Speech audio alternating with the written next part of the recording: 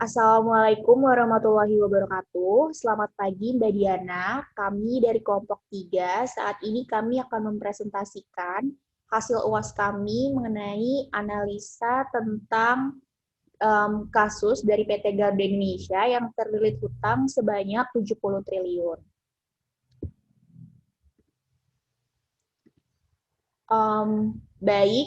Untuk yang pertama, untuk sejarah PT Garuda Indonesia sendiri, ini didirikan berdasarkan Akta nomor 137 pada tanggal 13 Maret 1950 dari Notaris Raden Kadiman.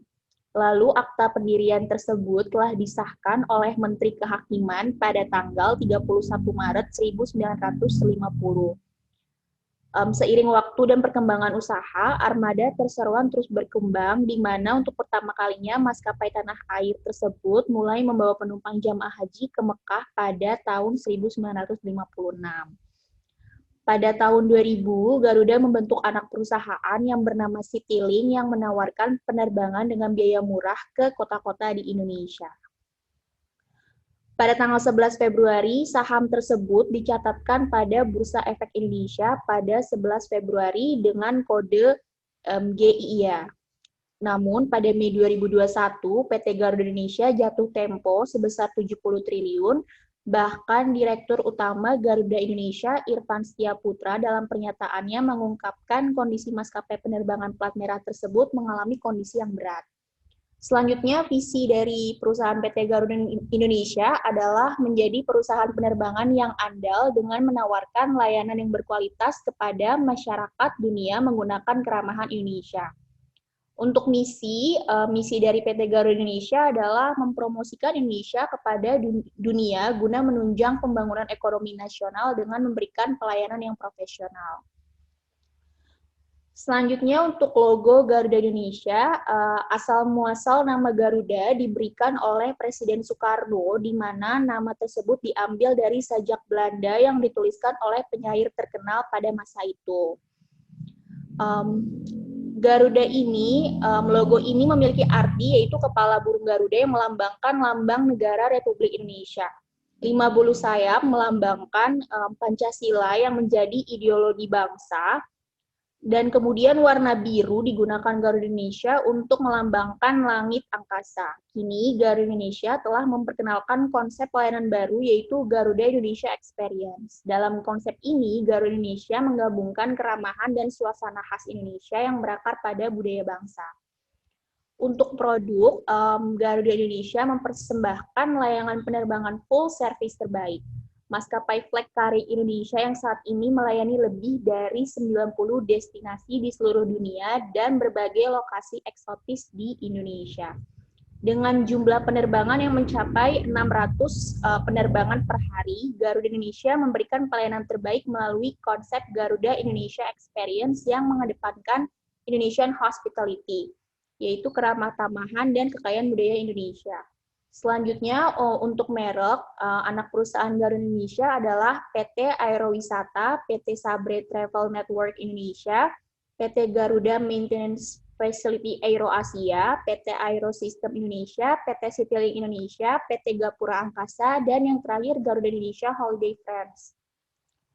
Untuk kelompok stakeholder, di sini ada pemerintah, Association of Asia Pacific Airlines, International Air Transport Association, travel agent, direksi, kemudian komisaris, investor, pemegang saham, karyawan, dan konsumen PT Garuda Indonesia.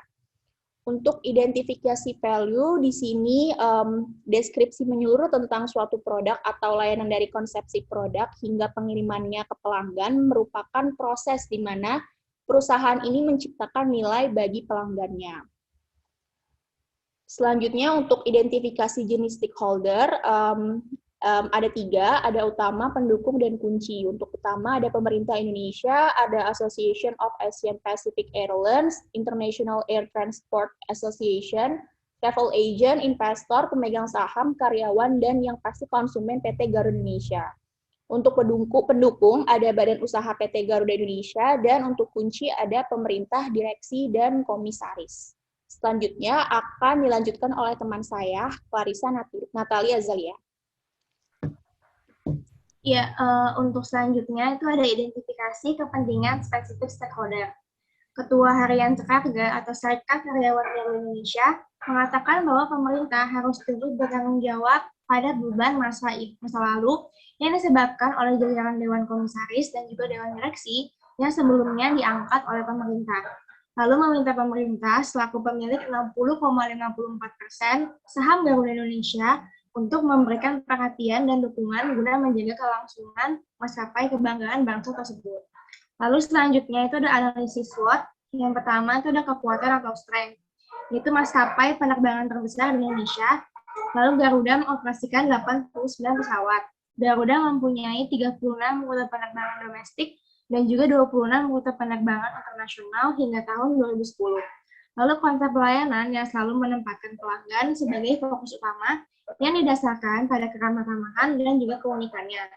Lalu adanya layanan Immigration of Land yang merupakan inovasi Garuda, lalu memiliki teknologi informasi yang mutakhir dalam menjalankan bisnisnya, lalu memiliki brand kuat yang telah diakui domestik, banyak melakukan kegiatan CSR seperti program kemitraan. Lalu selanjutnya itu ada kelemahan atau weakness, yaitu adanya faktor teknis dan flight operation seperti keterbatasan juga COVID dan juga kabin crew sehingga menyebabkan keterlambatan. Lalu tingginya tingkat hutang lancar yang diakibatkan adanya peningkatan dalam jumlah kewajiban pada akun-akun lancar seperti hutang usaha dan juga biaya yang masih harus dibayar. Lalu Garuda sangat bergantung pada sistem otomatis dalam menjalankan bisnis, sehingga apabila terjadi kesalahan sistem, proses bisnis perusahaan akan terganggu. Lalu perseroan memiliki atau tetap memiliki defisit pada modal kerja pada masa yang datang. Lalu biaya operasional tinggi menyebabkan harga tiket lebih tinggi dibandingkan dengan maskapai penerbangan lainnya.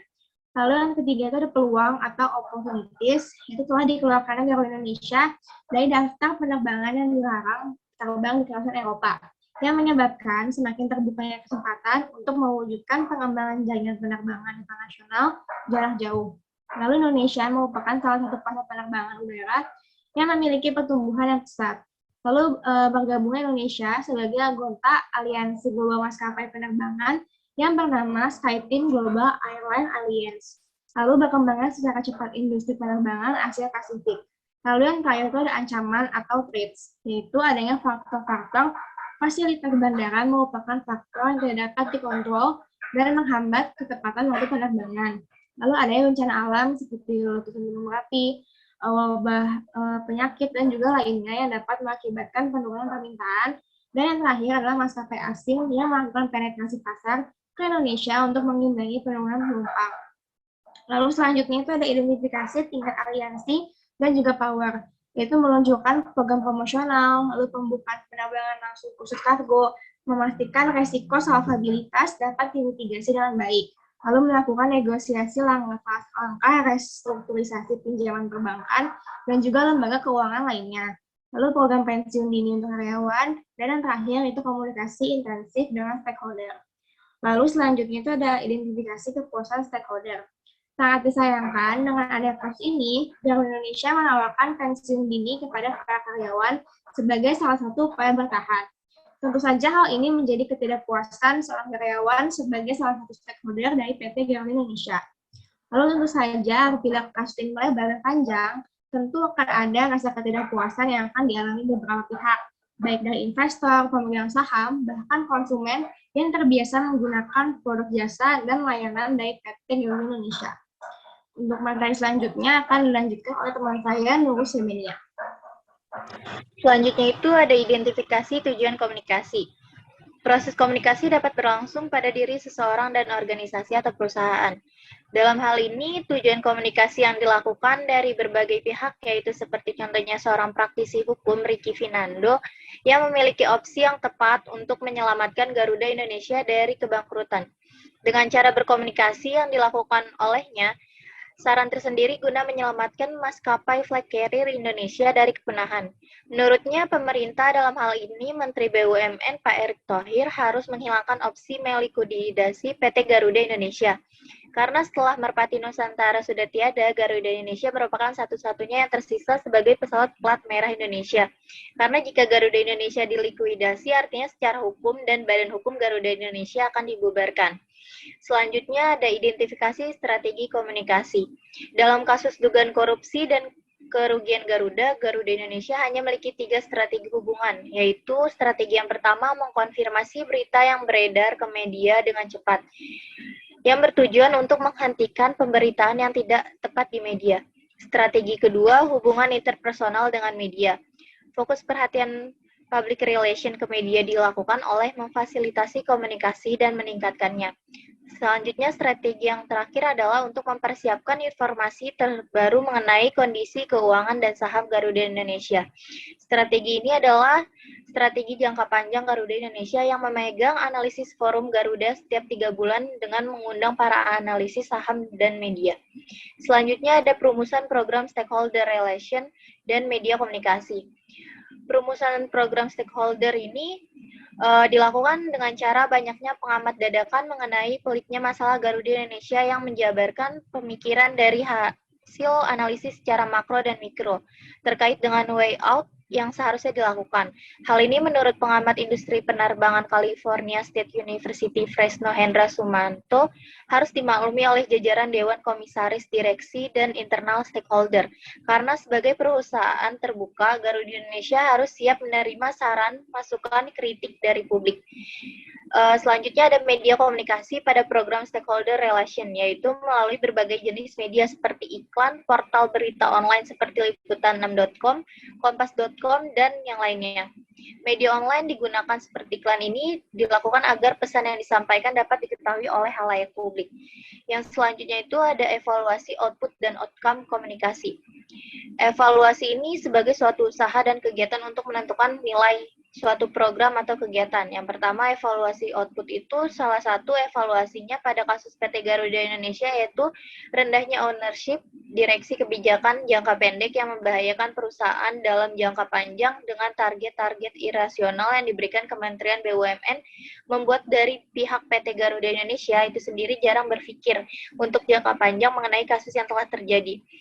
Yang terakhir ada evaluasi outcome berkaitan dengan usaha untuk mengetahui apakah dampak dan hasil yang ditimbulkan oleh program humas yang telah dijalankan organisasi.